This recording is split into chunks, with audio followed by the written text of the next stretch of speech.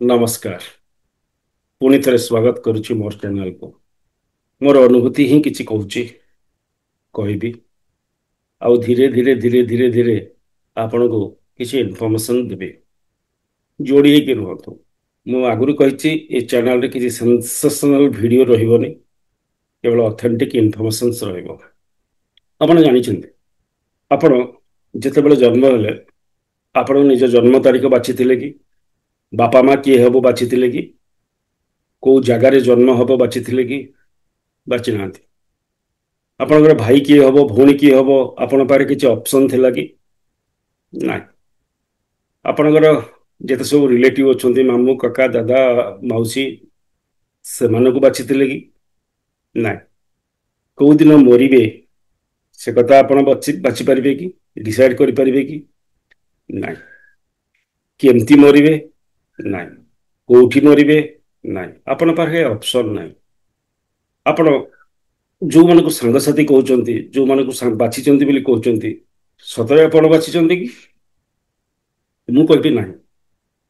आप जो गाँव जन्म हेले जो पाठ पढ़िले बापा जो चाकरी करुले बापा जो प्रोफेशन करुले से पाखापाखि ही आप सांगसाथी हेले।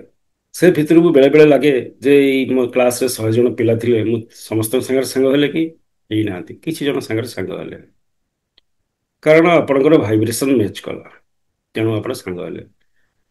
डिसहार्मोनी रे जदि रहिबे आपण से संपर्क भांगी जीवो। तेणु आपण बाछि पारंतु आपन पाखे ऑप्शन नहीं। एक्चुअली आपण पुओ किए हेबो कि झियो किए हेबो केबे बाछि पारिबे ना। झील को केबे जन्म देबे पुओ को केबे जन्म देबे से गुड़ाक आप डिसाइड करि पारिबे कि ना। बेले बेले लगे हाँ डॉक्टर कहते जे को डेट रे आपण जन्म देबा चाहूँगी कहले आम करदे। बड़ा आश्चर्य कथा मत दी तीन जन एमती पचार सर डॉक्टर ऑपरेशन कहते 7 दिन भितर जो करने आप गोटे सुटेबल डेट और टाइम दिंतु आम से समय ऑपरेशन करूँ। मु सीधा मना करी ना। आ जदि बाध्य करेंगे आप बाध्य करेंगे जे ना ना सर आप कहू पड़ो पैसा दियो 51,000 टका दिंतु मत आपन को गोटे भल मुहूर्त देखिए जो समय आप ऑपरेशन करेंगे और छुआर भाग्य भल हो आपन को किए 51,000 टका देवेनि।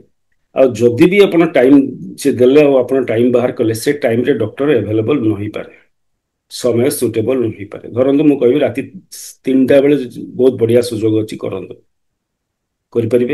ना। तेणु भाव छाड़ी दिखाँ आपको लगे जे मो बेले बेले जे मु मो अनुसार मो छुआ को जन्म देली समय निर्धारित करी एटा भी बिल्कुल बिल्कुल बिल्कुल सत नुहे।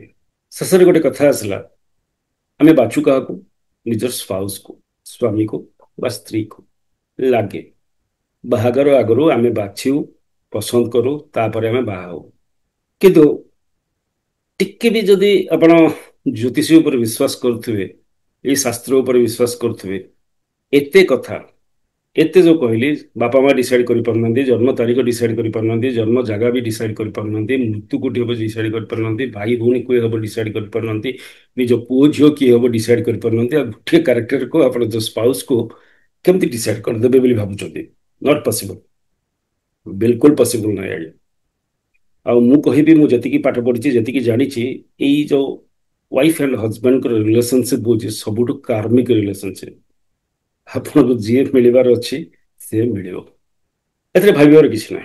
फेर के कहि कर्मा कौन केमती आम सब रिलेशनशिप पाऊ मो भाई किए हम मो भौणी किए हम मो पुओ किए हम मो झील किए हम मो स्त्री किए हम मो स्वामी किए हम मो बापा किए हम माँ किए हम ए भितर बहुत बहुत बहुत बहुत रिजन्स अच्छी। अवश्य से सब को कौन प्रमाण दे हेनी तेणु ये कथा बहुत कम लोग डिस्कसन करते कारण समस्ते प्रमाण चाहिए प्रमाण दे हेनी आप विश्वास करा पड़ो। विश्वास जदि करेंगे आप मनरे जो अशांत चिंताधारा टेंशन रोचे से गुड़ाक सब धीरे धीरे दूर हो we are bound to live our karmic life.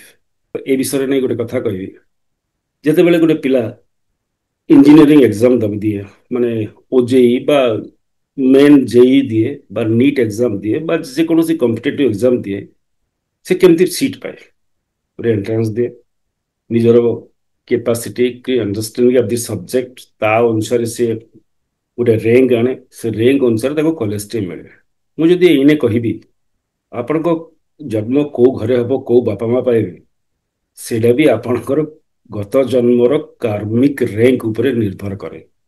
ଆପଣ ଚାହିଁଲେ କିଛି ହବନି। ଭଲ କାମ କରିଛନ୍ତି, ଆପଣଙ୍କ ମନ ପସନ୍ଦ, ମନ ମୁତାବକ କଲେଜରେ ଆପଣ ଆଡମିସନ ନେଇପାରିବେ। ଇଞ୍ଜିନିୟରିଂ ପଢ଼ନ୍ତୁ କି ମେଡିକାଲ ପଢ଼ନ୍ତୁ କି ଯାହା ବି ପଢ଼ନ୍ତୁ।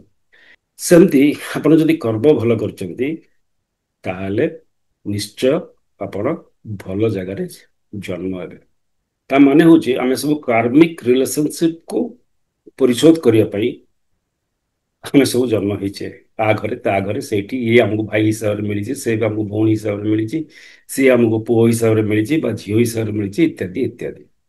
ତେଣୁ ଆପଣ ଯଦି ଭଲ କଲେଜରେ ଭଲ ଇନଷ୍ଟିଟ୍ୟୁସନରେ ଆପଣ ଆଡମିସନ ନେବା ପାଇଁ ଚାହୁଁଛନ୍ତି, ଆପଣଙ୍କୁ କର୍ମ କରିବାକୁ ପଡ଼ିବ। ଛାଡ଼ନ୍ତୁ, ଯାହା ହେଇଯାଇଛି ହେଇଯାଇଛି, କିନ୍ତୁ ଆସନ୍ତା ଜନ୍ମ କଥା କଣ? ଏଇ ଜନ୍ମରେ କିଛି ଭଲ କର୍ମ କରନ୍ତୁ। ଏଇଟା ହଉଛି ଆଜ୍ଞା ଜ୍ୟୋତିଷର ଅସଲ ପ୍ରିନ୍ସିପଲ, ଅସଲ ଲକ୍ଷ୍ୟ। କେବେ ଜ୍ୟୋତିଷୀ ଗୋଟେ ପ୍ରେଡିକ୍ଟିଭ ସାଇନ୍ସ ନୁହେଁ। ପ୍ରେଡିକ୍ସନ କରିବା ଜ୍ୟୋତିଷର କାମ ନୁହେଁ, କିନ୍ତୁ ସେଟାକୁ ବିଜନେସ ହିସାବରେ ଆଜିକାଲି ନିଆଯାଇଛି। ଆଉ ଆମେ ସବୁ ପ୍ରେଡିକ୍ସନରେ ବ୍ୟସ୍ତ। ଆଉ ଆପଣମାନେ ବି ଚାହାନ୍ତି ପ୍ରେଡିକ୍ସନ କରିବା ପାଇଁ, ଶୁଣିବା ପାଇଁ। ମୁଁ ମନା କରୁନି, ପ୍ରେଡିକ୍ସନ କରିହେବ। ଦିଟା ପାର୍ଟ ଅଛି ଆକ୍ଚୁଆଲି। ଗୋଟେ ହେଉଛି ଫଙ୍କସନାଲ ଆଷ୍ଟ୍ରୋଲୋଜି, ଆଉ ଗୋଟେ ହେଉଛି predictive astrology. Predictive astrology is a Bai product of the original astrology. ଏତେ କଥା ଭିତରେ କେହି ଜଣେ ଆସିକି ପଚାରୁନାହାନ୍ତି, ସାର୍ ମୋର ଜନ୍ମର ପର୍ପସ୍ କ'ଣ? ମୁଁ କାହିଁକି କଷ୍ଟ ପାଉଛି, କି କାହିଁକି ସୁଖ ପାଉଛି, କାହିଁକି ମୁଁ ଏ ଜୀବନ ଧରିକି ଅଛି, ମତେ କ'ଣ କଲେ କମ୍ ସେ କମ୍ ଏଇ ଲାଇଫର ଜର୍ଣ୍ଣିଟା, ଏଇ ଲାଇଫର ଜର୍ଣ୍ଣି ଶେଷ ପର୍ଯ୍ୟନ୍ତ ମୁଁ ଟିକେ ଶାନ୍ତିରେ ରହିପାରିବି? ନାଇଁ। ମୋର ଗାଡ଼ି କେବେ ହବ, କେବେ ଘୋଡ଼ା ହବ, କୋର୍ଟ କେସ୍ କେବେ ସରିବ, ମୁଁ ବାହା କେବେ ହେବି, ମୋ ଚାକିରିରେ ପ୍ରମୋସନ କେବେ ହବ, ଏସବୁ ପାଇଁ ସମସ୍ତେ ବ୍ୟସ୍ତ ହେଉଛନ୍ତି। କୁହନ୍ତୁ, କିଛି ଅସୁବିଧା କିଛି ନାହିଁ। ମୁଁ ଆଉ ଗୋଟେ କଥା କହିବି, ପୁଅ ଝିଅର କୁଣ୍ଡଲି ମ୍ୟାଚିଂ କରନ୍ତି ବାହାଘର ଆଗରୁ।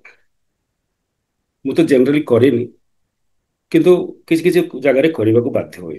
ଧରନ୍ତୁ ଆପଣଙ୍କର ପୁଅର ବାହାଘର ପାଇଁ ଗୋଟେ ଝିଅର ପ୍ରସ୍ତାବ ଆସିଛି ଝିଅ ଘରୁ, ଆଉ ଆପଣ କୁଣ୍ଡଳି ମ୍ୟାଚିଂ କରୁଛନ୍ତି। ଆପଣ ପଚାରୁନାହାନ୍ତି ମୋ ପୁଅର ଭାଗ୍ୟରେ କ'ଣ ଅଛି। ଆପଣ ସବୁବେଳେ ପଚାରୁଛନ୍ତି ଯେ ଝିଅଟା କେମିତି, ତାକୁ ବାହା ହେଲେ ପୁଅର କ'ଣ କ'ଣ ଅସୁବିଧା ହବ, ଝିଅର କୁଣ୍ଡଳୀରେ କୋଉ ଗ୍ରହ କ'ଣ ବସିଛନ୍ତି, ସେ ଭଲ ଝିଅ ନା ଖରାପ ଝିଅ। ମାନେ କହିବାର ଅର୍ଥ ହଉଛି ଆପଣ ନିଜ ପୁଅ ବିଷୟରେ ଜାଣିବା ପାଇଁ ଚାହୁଁନାହାନ୍ତି, କିନ୍ତୁ ଗୋଟେ ଅଜଣା ଅଚିହ୍ନା ଗୋଟେ ଝିଅ ବିଷୟରେ, ବା କାଉଣ୍ଟର ପାର୍ଟ ବି ହେଇପାରେ, ଝିଅ ଯଦି ଆପଣ ବାହା କରିବା ପରେ ନିଜ ଝିଅ ଅଛି ତାହେଲେ ପୁଅ ବିଷୟରେ ଆପଣ ଜାଣିବା ପାଇଁ ଚାହୁଁଛନ୍ତି। ମୁଁ ସେଠି ଅଲମୋଷ୍ଟ ମନା କରିଦିଏ। ସେ କହିଲେ ମୁଁ ସେ ଝିଅକୁ ଜାଣିନି, ସେ ପୁଅକୁ ଜାଣିନି, ତାଙ୍କ ଆବସେନ୍ସରେ ତା ବିଷୟରେ କିଛି ଭଲ କି ଖରାପ କହିବା ମୋର ଆବଶ୍ୟକ ନାହିଁ, ଉଚିତ ବି ନୁହେଁ। ଭଲ କହିପାରିବି, ଭଲ କହିବା ଉଚିତ, କିଛି ଅସୁବିଧା ନାହିଁ। କିନ୍ତୁ ଫେର ଆପଣ ମୋତେ ପରେ ଗାଳି କରିବେ ଯେ ସାର୍ ଆପଣ ଜାଣିଥିଲେ କି ଏହା କରିଥିଲେ, ଆପଣ ମିଛ କାହିଁକି କହିଲେ? ଆପଣ ଯେତେବେଳେ କୁଣ୍ଡଲି ମିଳାନ କରୁଛନ୍ତି, ମୁଁ କହିବି ବୋଥ୍ ପ୍ୟାରେଣ୍ଟସ୍ ଆସନ୍ତୁ, ସାମ୍ନାରେ ବସନ୍ତୁ, ଗୋଟେ ଆଷ୍ଟ୍ରୋଲୋଜିଷ୍ଟ ସହିତ କଥାବାର୍ତ୍ତା ହୁଅନ୍ତୁ। ଇଏ ଅଲଗା ଦେଖେଇବ, ସିଏ ଅଲଗା ଦେଖେଇବ। କାରଣ ଝିଅ ଘର ହେଲେ ପୁଅ ଘର ବିଷୟରେ ଖରାପ କହିବ, ପୁଅ ଘର ଯଦି ହେଇଛି ଝିଅ ବିଷୟରେ ଖରାପ କହିବ। ଏଇଟା ଆଜ୍ଞା ନେଚର। ସେଥିରେ କ'ଣ ହଉଛି, ଗୋଟେ ସବକନସିୟସ୍ ମାଇଣ୍ଡରେ ଗୋଟେ ଖରାପ ଜିନିଷ ଆମର ତିଆରି ହେଉଛି। ତେଣୁ ସେମିତି ଆପଣ ଯେତେବେଳେ ବି କିଛି ପଚାରିବା ବି ଚାହୁଁଛନ୍ତି, ପ୍ରେଡିକ୍ସନ ଓରିଏଣ୍ଟେଡ ହୁଅନ୍ତୁ ନାହିଁ। ପଚାରନ୍ତୁ ମୁଁ କ'ଣ କଲେ ମୋ ଜୀବନରେ ଭଲ ହବ। ମୁଁ ବିଜନେସ୍ କରୁଛି, ମୋର ପଇସା ଆସୁନି, ମୋର କେବେ ପଇସା ଆସିବ, ଏକଥା ପାଇଁ ଧ୍ୟାନ ଦିଅନ୍ତୁ। ଆପଣ ପଚାରନ୍ତୁ ମୋର କ'ଣ କଲେ ଜୀବନରେ ମୁଁ ପଇସା ପାଇବି। ସେ ଜିନିଷ କେହି ପଚାରିବା ପାଇଁ ରାଜି ନୁହନ୍ତି, କାରଣ ସେମାନେ, ମୁଁ ଜାଣିଛି, ଆମେ କିଛି କର୍ମ କରିବା ପାଇଁ ରାଜି ନୁହଁ। ଆମେ ଚାହୁଁ ଆମେ ଭାଗ୍ୟକୁ ଭୋଗିବୁ ବିନା କର୍ମରେ। ହଁ ଆଜ୍ଞା, ଏଇଟା ବି ସତ କଥା। ଆର ବି କିଛି ଲଜିକାଲ ଜିନିଷ ଅଛି, କିଛି ଫାଲାସି ଅଛି। କର୍ମ, ଆକ୍ସନ ଆଣ୍ଡ ରେଜଲ୍ଟ, କ'ଣ କରିବା କଥା, ଡେଷ୍ଟିନି କ'ଣ, ଏଗୁଡ଼ାକ ମୁଁ ଆଉ ଗୋଟେ ଭିଡ଼ିଓରେ କେବେ ଗୋଟେ କହିବି।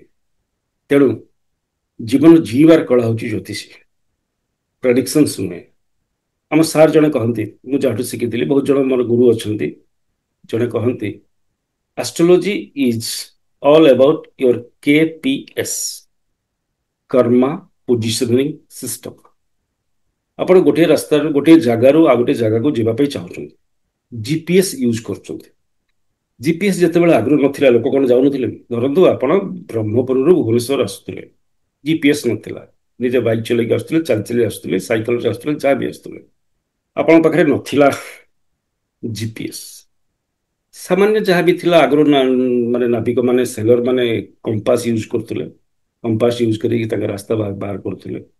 କିନ୍ତୁ ବିନା କମ୍ପାସରେ ଆପଣ ଚାଲିବା ପାଇଁ ଚାହୁଁଛନ୍ତି, ଡେଷ୍ଟିନେସନ କେତେବେଳେ ପହଞ୍ଚିବେ ଆଉ ଜାଣିନାହାନ୍ତି। ରାସ୍ତାରେ ବାଟରେ ଘାଟରେ କାହାକୁ କଣ ପଚାରି ପଚାରି, ଭାଇ ରାସ୍ତା ଦେଇ ଏଠିକି ଯିବା ପାଇଁ ରାସ୍ତା କଣ, ସେଠିକି ଯିବା ପାଇଁ ରାସ୍ତା କଣ, ପଚାରି ପଚାରି ପଚାରି ପଚାରି ପଚାରି ଆପଣ ଚାଲିବା ଆରମ୍ଭ କଲେ। ବେଳେ ବେଳେ ଅବାଟରେ ଗଲେ, ଡେରି ହେଲା ବା କିଛି ପ୍ରୋବ୍ଲେମ ହେଲା।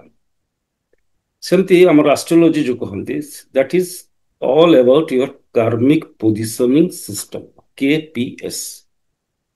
ଆପଣ ଜିପିଏସ୍ ଧରିକି ଗୋଟେ ଜାଗାରୁ ଆଉ ଗୋଟେ ଜାଗାକୁ ଯିବା ପାଇଁ ଆପଣ ସୁବିଧାରେ ପଳେଇ ଯାଆନ୍ତି, ଏତେ ଚିନ୍ତା ନ କରି। ହଁ, ମୁଁ ମନା କରୁନି ସିଷ୍ଟମରେ ଫଲ୍ଟ ଅଛି, ଫେର ଜିପିଏସ୍ ପ୍ରୋବ୍ଲେମ ପକାଏ, କିନ୍ତୁ ଇନ୍ ଜେନେରାଲ ବହୁତ ଜାଗାରେ କାମ କରେ, ବହୁତ ଜାଗାରେ କାମ କରେ। ସେମିତି କେପିଏସ୍, ଆପଣ ଆଷ୍ଟ୍ରୋଲୋଜି ବା ଜାତକ ଯୋଉ କହନ୍ତି, ସେଇଟା ଆପଣଙ୍କୁ ଗୋଟେ ରାସ୍ତା ବତାଏ।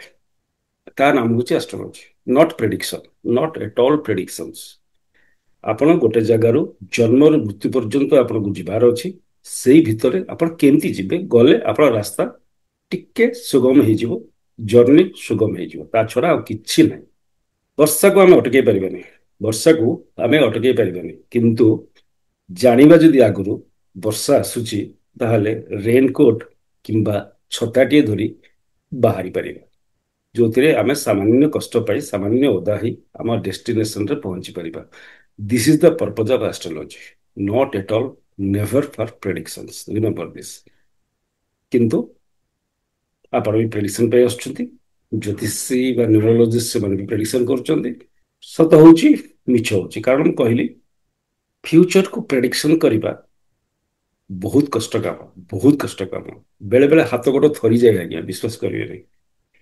ସିଚୁଏସନ ଦେଖିକିରି, ସିଚୁଏସନ ଦେଖିକିରି ହାତ ଗୋଡ଼ ଥରିଯାଏ, କ'ଣ କହିବି ନ କହିବି, ସତ କହିବି ନା ମିଛ କହିବି, ସତ କହିବି ନା ମିଛ କହିବି।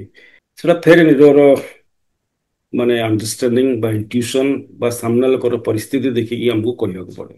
ମିସଗାଇଡ୍ କେହି କରନ୍ତିନି, କିନ୍ତୁ ଆପଣଙ୍କୁ ଏନର୍ଜି ଦିଅନ୍ତି, ଆପଣ ମୋଟିଭେସନ କରନ୍ତି ଆଗକୁ ଯିବା ପାଇଁ, ଆପଣଙ୍କ ଲକ୍ଷ୍ୟସ୍ଥଳରେ ପହଞ୍ଚିବା ପାଇଁ। ଧନ୍ୟବାଦ।